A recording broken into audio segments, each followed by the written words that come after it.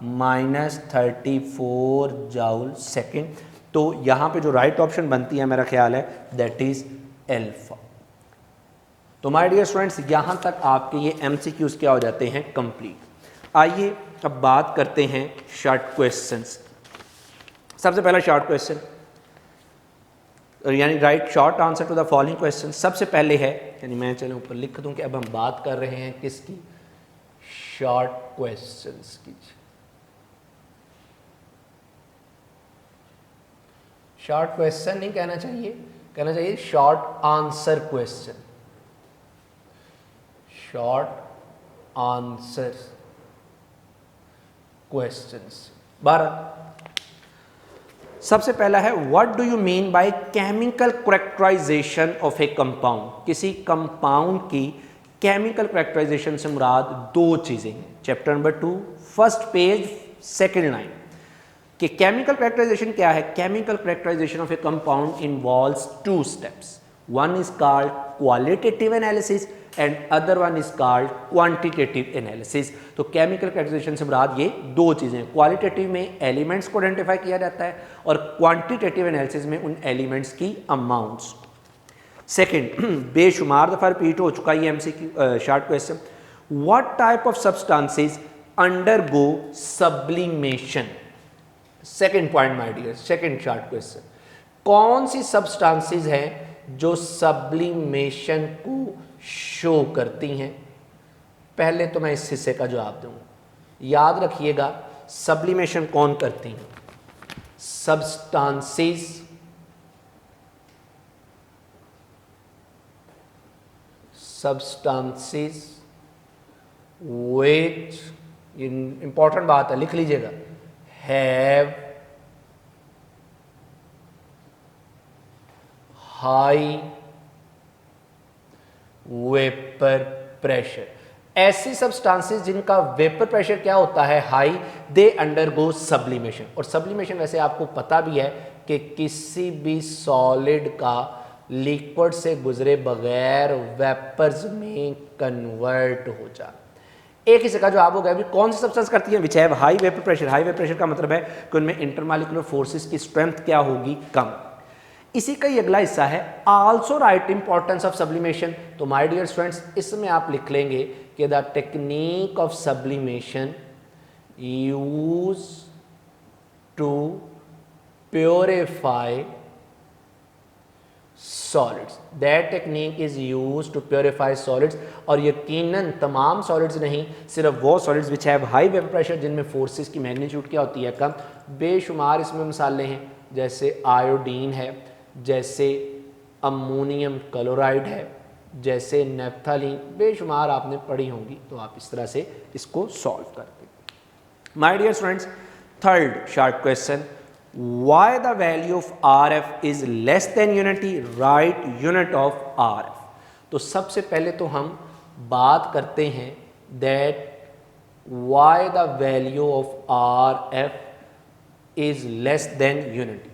RF retardation factor, याद रखिएगा RF आपने पढ़ा भी है, that is the ratio किस किस के दरमियान, डिस्टेंस traveled by component, जिसको जो आपने सेपरेट करना है, distance travelled by component from original spot divided by distance traveled by solvent, कहां से, अगेन फ्रॉम ओरिजिनल स्पॉट। तो सबसे पहले आप ये फार्मूला लिखेंगे। फार्मूला लिखने के बाद आप इस बात को एक्सप्लेन करेंगे कि distance travelled by solvent is always greater than the distance traveled by component।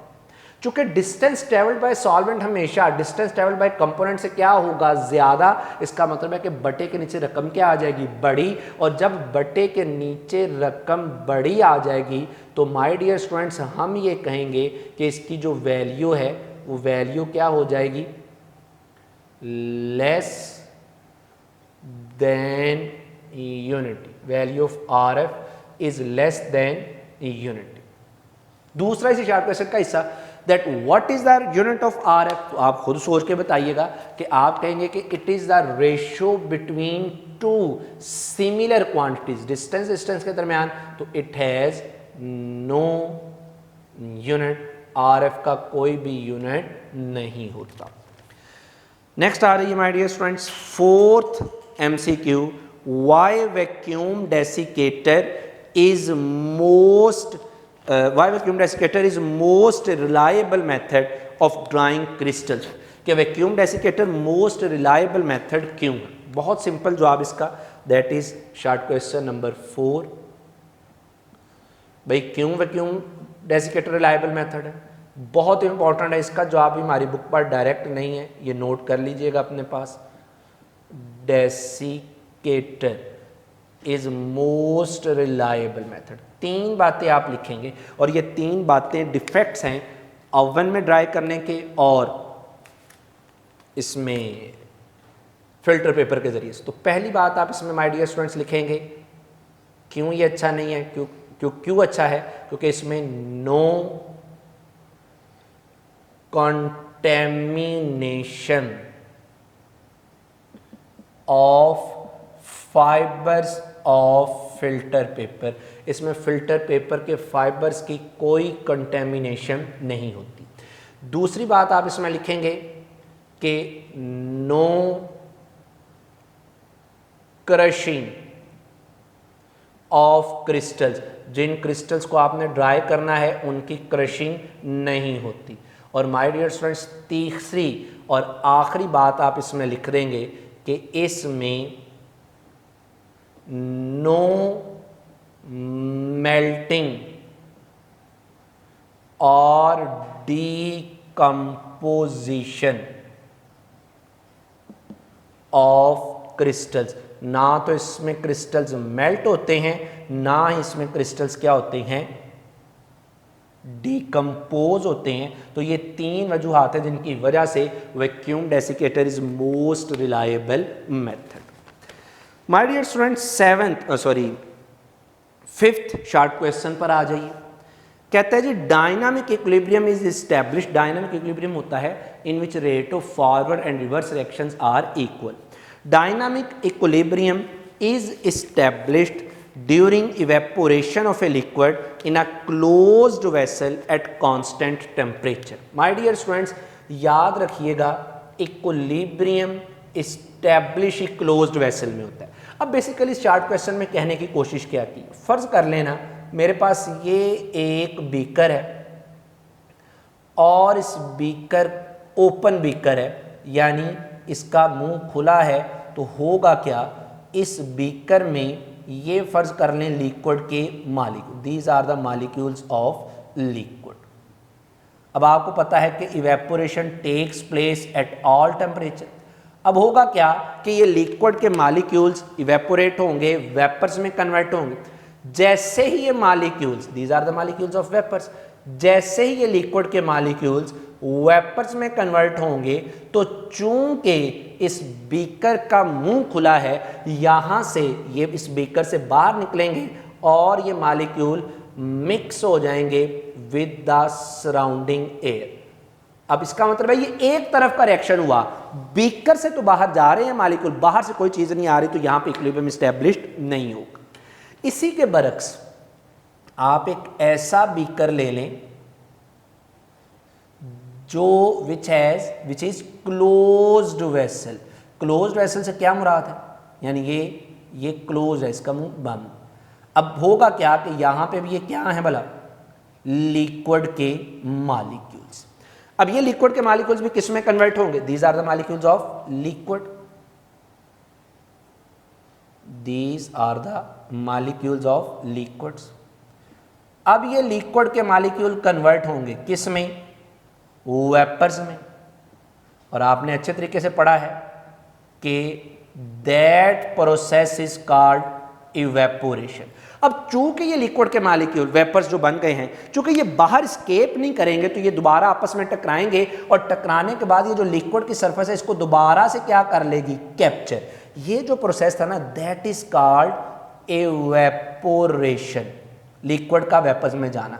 जब वापस वेपर्स लिक्विड में आते हैं ना, that process is called condensation, क्योंकि अब वो बाहर तो स्केप कर नहीं सकते। एक वक्त आएगा कि जितनी स्पीड से, रेट से लिक्विड के मॉलिक्यूल्स वेपर्स में कन्वर्ट हो रहे होंगे, और उतनी ही स्पीड से वेपर्स के मॉलिक्यूल्स लिक्विड में, यानी इनका रेट बराबर हो जाएगा और इनमें क्या एस्टेब्लिश हो जाएगा, डायनामिक इक्विलिब्रियम। और ये उसी वक्त मुमकिन है जब ये वेसल क्या हो, क्लोज।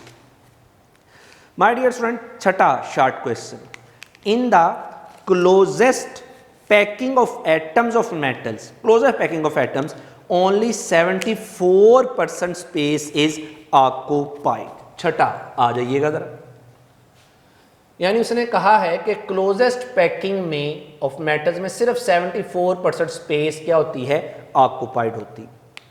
याद रखिएगा, इसमें जो दो चार बातें आपने लिखनी है, वो बात ये लिखनी है कि in closest packing of atoms, definitely किसके, मेटल्स के। In closest packing of atoms, याद रखिएगा, each atom is surrounded by 6 atoms। closest packing में each atom is surrounded by 6 atom। जब हर एटम 6 एटम्स के साथ अरेंज होता है तो इसके बाद जो लैटिस बनता है, लैटिस फॉर्म, उस लैटिस फॉर्म में क्या होता है, 74% स्पेस क्या होती है, ऑक्युपाई, और 26% स्पेस क्या होती है, फ्री, जिन्हें आप क्रेविसेस, इंटरस्टिशेस का भी नाम बोलते हैं। तो चूंकि इसमें पैकिंग इस तरह की हो जाती है 6 एटम के ऑक्युपाई करने की वजह से, कि स्पेसेस कितनी एम्प्टी रह जाती हैं, 74%। My dear students, 7th MCQ short question पे आ जाइए। Cathode rays are material particles justify, यानी हमने जस्टिफाई करना है कि जो कैथोड रेज हैं, दीज आर मटेरियल पार्टिकल्स। बहुत सिंपल, आप कहेंगे जो कैथोड रेज हैं, डायग्राम भी बनाएंगे, मैं तो जस्ट आपको बता रहा हूं, आप इसको एक्सप्लेन करेंगे डायग्राम बनाने के बाद कि कैथोड रेज क्या कर सकती हैं,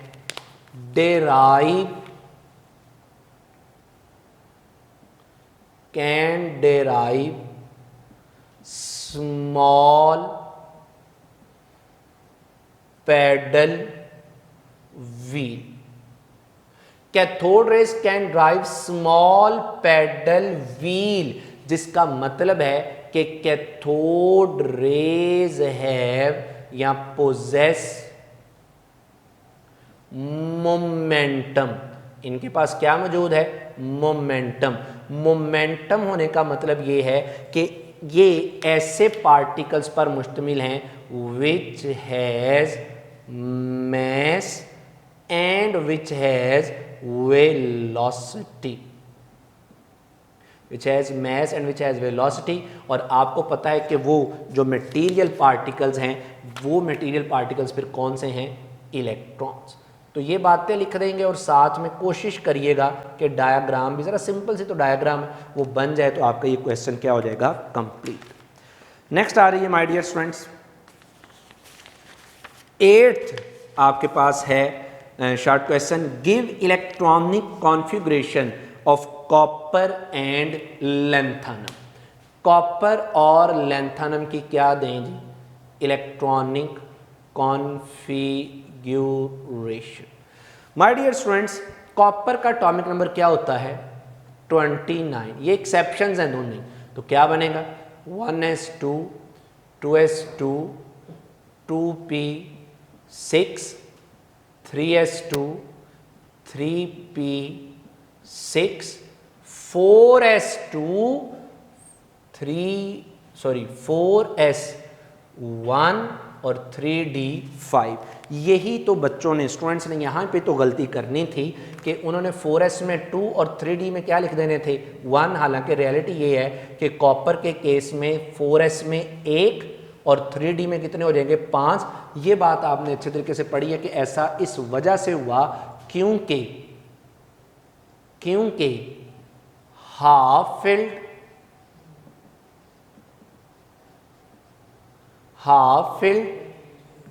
एंड फुली फिल्ड सब शेल्स क्या होते हैं? स्टेबल। खैर आपने ये रीजन तो नहीं लिखनी, वो तो मैंने आपको समझाई, तो आपने इस तरह से करनी है। अक्सर स्टूडेंट इसमें मिस्टेक ही होगी कि 4s में 2 इलेक्ट्रॉन्स। बहरहाल अब इसी का हिस्सा था कि लैंथेनम में बताएं जी कितने होंगे इसकी कॉन्फ़िगरेशन में। लैंथेनम का एटॉमिक नंबर होता है क्या? 57। तो आप ड्रॉ कर लें, बिल्कुल शुरू में तो ऐसे ही होगा। 1s2 2s2 2p6 3s2 3p6 4s2 3d10 4f6 5s2 फिर इसके बाद 4d10 5p6 और 6s2। इसके बाद क्या आता है बोला? 4f। अगर आप काउंट करें ना तो यहां तक बोला कितने इलेक्ट्रॉन बनते हैं? जरा गिने। 2 और 2 यहां तक कितने हो गए? 10 2 12 18 20 30 36 38 48 54 और 2 56। अब जहन कहता है कि सर अगला इलेक्ट्रॉन 4f में जाएगा। No my dear student, 4f में नहीं बल्कि अगला इलेक्ट्रॉन किस में जाएगा? d में। यहां पे भी आपने यही मिस्टेक की होगी, की ऐसे ही होगी, लेकिन स्टूडेंट्स ने 4f में इलेक्ट्रॉन, हालांकि 4f में नहीं आता। ये भी एक एक्सेप्शन है और इस एक्सेप्शन की तो बेशुमार रीजंस हैं, दोबारा हायर लेवल पे जाके आप पढ़ेंगे। इसमें एक रीजन तो आ जाती है इलेक्ट्रॉन रिपल्शन। इसमें एक रीजन आ जाती है इलेक्ट्रॉन न्यूक्लियस इंट्रैक्शन। इसमें एक रीजन आ जाती है शील्डिंग। और भी बहुत से रीजन हैं, लेकिन मैं इस बहस में बहरहाल जा नहीं रहा। तो आप इस तरह से इस कॉन्फ़िगरेशन को क्या करेंगे? कंप्लीट करेंगे। नेक्स्ट आ रही है माय डियर स्टूडेंट्स, अगला है जी 9वां short question. Why pressure correction was done by van der Waals, यानी वंडर वाल्स ने प्रेशर करेक्शन क्यों की? जरा गौर कीजिएगा, बड़ा सिंपल, ये भी बोर्ड में आया हुआ है कि क्यों प्रेशर करेक्शन की। अब फर्ज कर लें कि आपकी बुक पर ये डायग्राम भी बनी हुई कि हमारे पास एक ये क्या है? Container. We have this container. अब आप क्या कहेंगे कि फ़र्ज़ कर लें कि इस कंटेनर के सेंटर में बिल्कुल इंटीरियर पर ये एक मॉलिक्यूल, चूँकि ये बिल्कुल सेंटर पर है तो इसका मतलब है कि इसके अपर साइड पर भी मॉलिक्यूल होंगे, इसके लोअर साइड पर भी होंगे, हर तरफ। तो इसका मतलब है कि इस पे नेट फोर्स क्या होगी? 0। यानी इस वक्त इस मॉलिक्यूल पे क्या है? No force of attraction. अब होगा क्या? जैसे ही ये मॉलिक्यूल मूव करता हुआ इसके एक वॉल की तरफ जाएगा, तो अब एक वॉल की तरफ जाने का भला क्या मतलब है? कि डाउनवर्ड भी मॉलिक्यूल्स हैं, अपर साइड पर भी मॉलिक्यूल है और बैक साइड पर भी क्या मौजूद है, मॉलिक्यूल। यहां तो वैसे ही बॉल। अब ये दोनों एक दूसरे की फोर्स को क्या कर देंगे, कैंसिल। लेकिन ये वाला जो मॉलिक्यूल है इसकी वजह से क्या होगा, ये जो फोर्स ऑफ अट्रैक्शन है decreases its force of impact on walls of container, on walls of container। यानी ये मॉलिक्यूल ये कोशिश करेगा कि ये मूव करता हुआ स्ट्राइक करे, टकराए, कोलाइड करे वॉल्स के साथ, लेकिन ये वाला मॉलिक्यूल इसको इनवर्ड पुल देगा, अंदर की तरफ खींचेगा। यानी ये मॉलिक्यूल इसको रोकेगा कि वो वॉल्स पे ना आ जाए। जब ये ए वॉल्स तक नहीं पहुंच पाएगा तो इसका मतलब है कि इसकी इस वॉल पे लगने वाली जो शिद्दत है, जो इंटेंसिटी है, उसमें क्या आ जाएगी, कमी। जब उसमें कमी आ जाएगी तो इस वजह से क्या हो जाएगा, इस केस में प्रेशर क्या हो जाएगा, प्रेशर डिक्रीज हो जाएगा। कितना प्रेशर डिक्रीज होगा, यानी इस केस का जो फर्ज कर लें प्रेशर है कितना, P, that pressure is decreased bye is decreased from ideal pressure by an amount of P dash. यानी ये आइडियल प्रेशर है PI उस वक्त जब कोई भी फोर्स ऑफ अट्रैक्शन मौजूद नहीं। ये हमारे पास क्या है, एक्चुअल प्रेशर। जब गैस के मॉलिक्यूल्स के दरमियान में क्या मौजूद है, एक्चुअल प्रेशर। जब गैस के मॉलिक्यूल्स के दरमियान में क्या मौजूद है, फोर्स ऑफ अट्रैक्शन। ये P डैश क्या है, लेसेंड प्रेशर है, जो किसकी वजह से हुआ, due to force of attraction. तो चूंकि इनमें कमी आ गई, इन दोनों को आपस में बराबर, यानी आइडियल, जब कोई प्रेशर नहीं और जब कोई फोर्स नहीं, जब फोर्स है, इनको बराबर करने के लिए वैन डर वाल्स ने एक प्रेशर टर्म इंट्रोड्यूस करवा दी, that is P dash, and that is pressure correction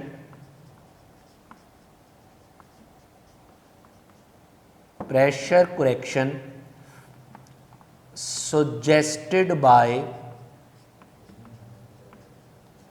van der Waals. ये वो टर्म्स है जो कि वैन डर वाल्स ने क्या की थी, करेक्ट। इस तरह से आप इस शॉर्ट क्वेश्चन को एक्सप्लेन कर दें।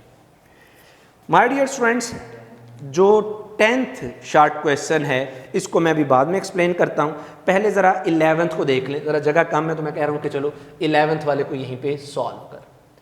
11th शॉर्ट क्वेश्चन ज़रा देखिएगा क्या है, why gases bubble through the liquid. आप कभी पेप्सी की बोतल खोल लेना या कोक, जो भी बोतल खोलते हैं तो आपने ऑब्जर्व किया कि खोलते सारी उसमें से कुछ क्या निकलते हैं, बबल्स। यानी वो गैस अपवर्ड राइज करती है और चीज़ वही अपवर्ड राइज करती है जिसकी डेंसिटी क्या हो, कम। तो आप इसका सिंपल जवाब देंगे, because due to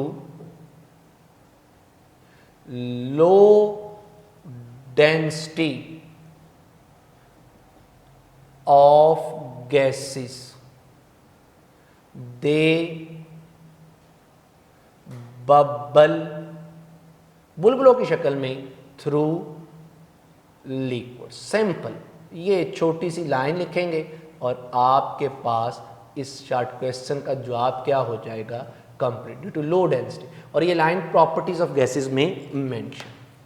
my dear students, आइए अब इसके जो 2 शॉर्ट क्वेश्चन रह गए हैं उनको डिस्कस करें। जी माय डियर स्टूडेंट, लास्ट जो शॉर्ट क्वेश्चन, इसके बाद फिर वो जो एक स्किप की है वो भी हम करते हैं। लास्ट है जी 12th, molecular formula is multiple of empirical formula. तो सिंपल आप इसमें जो चीज़ें करेंगे, आप कहेंगे जी कि molecular, M dot F stands for molecular formula is equal to N cross empirical formula. फिर आप कहेंगे जी N बराबर है, ये मल्टीपल को इजहार करता है, molecular mass over empirical formula mass, ये दो बातें, और एंड पे इसमें आप क्या करेंगे, एग्जाम्पल कोट करते हैं। जैसे बेंजीन की बात करें, सिंपल सी मिसाल, तो इसका एम्पिरिकल फार्मूला है क्या जी, CH, जबकि इसी का मॉलिक्यूलर फार्मूला है C6H6। तो इस केस में बेंजीन की अगर बात करें तो बेंजीन का मॉलिक्यूलर फार्मूला 6 टाइम्स है किसके, बेंजीन के एम्पिरिकल फार्मूले। तो इस तरह से ये कंप्लीट हो। Okay my dear students, last जो हमने एक शॉर्ट क्वेश्चन छोड़ा था, that is short question number 10। वो क्या है, 4.9 gram of H2SO4 when completely ionized in water. कहते 4 या 9 ग्राम सल्फ्यूरिक एसिड को जब पानी में डिसॉल्व करते हैं तो क्या होता है, have equal number of positive and negative charges, यानी जितने पॉजिटिव चार्ज उतने negative, but the number of positively charged ions are twice the number of negatively charged ions. जरा गौर कीजिए, कहना क्या चाहता है, कहता है कि जब आप सल्फ्यूरिक एसिड को पानी में क्या करते हैं, आयोनाइज, तो यहां से बनता है क्या, H+ और S। तो स्टूडेंट्स सबसे पहले हम कैलकुलेट कर लेते हैं number of H positive ions. बड़ा सिंपल, अगर आप बैलेंस्ड केमिकल इक्वेशन को देखें तो बैलेंस्ड केमिकल इक्वेशन में आपको अंदाजा होगा कि एक H2SO4 से कितने H2O बन रहे हैं, 2। तो मैं भी इधर यही बात रखने लगा हूं कि एक H2SO4 से बनते हैं 2। हमारे पास H2SO4 हैं कितने, 3.01 इंटू 10⁻²2। तो फिर इससे कितने बनेंगे, 2 इंटू 3.01 इंटू 10⁻²2। अगर आप इसको सॉल्व करें तो आपको अंदाजा होगा कि जो नंबर ऑफ, सॉल्व कर लें अगर, तो आपको अंदाजा होगा कि ये क्या बनेगा, number of H positive ions that will be equal to 6.02 into 10⁻²2 ions. ये आपने निकाल लिए H पॉजिटिव। अब इसी तरह हम लोग निकाल लेते हैं नंबर ऑफ सल्फेट आयंस। ये तो आपको खुद कर लेना चाहिए। अगेन बैलेंस केमिकल इक्वेशन अगर आप देखें तो बैलेंस केमिकल इक्वेशन क्या कहती है कि एक सल्फ्यूरिक एसिड से कितने सल्फेट बन रहे हैं, चेक करें जरा, आपको अंदाजा होगा कि सर एक सल्फ्यूरिक एसिड से एक H+, तो मैं ये लिख रहा, सॉरी, एक सल्फेट बन रहा है। सल्फ्यूरिक एसिड के मॉलिक्यूल्स है कितने थे, 3.01 इंटू 10⁻²2। तो इधर भी 3.01 इंटू 10⁻²2। तो इसका मतलब ये हुआ कि फिर नंबर ऑफ सल्फेट आयंस कितने हो गए, 3.01 इंटू 10⁻²2। अब आप इनका आपस में कंपैरिजन भी कर सकते हैं ताकि आपको बात 100% तय हो जाए। हाइड्रोजन आयंस भला आपने कितने निकालने, तो आप कहेंगे हाइड्रोजन आयन हमने कैलकुलेट किए हैं कितने भला, 6.02 इंटू 10⁻²2। सल्फेट कितने कैलकुलेट किए हैं, 3.01 इंटू 10⁻²2। इसको अगर आप सिंप्लीफाई कर लें तो दोनों तरफ स्मॉलर क्वांटिटी से आप कर देंगे इसको डिवाइड, अब आपका एक हिस्सा जस्टिफाई हो गया।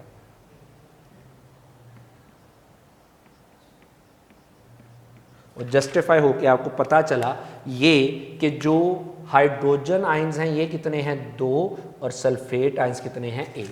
तो number of positive ion twice हो गए किसके, नंबर ऑफ नेगेटिव आयंस। लेकिन इसी का ये एक अगला हिस्सा था कि चार्जेस सेम है, तो आप कैलकुलेट कर लें नंबर ऑफ पॉजिटिव चार्जेस। बड़ा सिंपल है, आप क्या करेंगे, इसको सॉल्व करने का फार्मूला जहन में रख लीजिए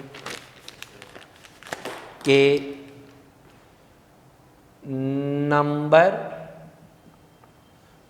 of positive charges will be equal to number of positive ions multiplied by charge on one positive ion. अब आप इसको हल करके देखें ना, तो a number of positive ions आपने बोला कितने निकाले में 6.02 इंटू 10⁻²2। एक पॉजिटिव आयन पे चार्ज है कितना, एक पे +1 चार्ज। आप इसको हल कर लें, the answer will be +6.02 into 10⁻22 charges. My dear students, इसी तरह आप नंबर ऑफ नेगेटिव आयंस भी निकाल सकते हैं। जरा कैसे, गौर कीजिएगा। Number of negative charges, sorry ions नहीं चार्जेस। अब आप ये जरा खुद निकालें ना, कैसे निकालेंगे, मैं डायरेक्ट लिखने लगा। तो मैं क्या लिखूंगा, मैं कहूंगा नंबर ऑफ नेगेटिव चार्ज। तो पहले आपने क्या लिखा था कि नंबर ऑफ पॉजिटिव आयंस, अब क्या आ जाएगा नंबर ऑफ नेगेटिव आयंस। और नंबर ऑफ नेगेटिव आयंस आपने कितने कैलकुलेट किए हैं, 3.01 इंटू 10⁻22। पहले लिखा था charge on one positive ion, तो अब क्या आएगा charge on one negative ion. One negative में कितना है -2 चार्जेस। आप इसको भी हल कर लें तो ये क्या आएगा माइनस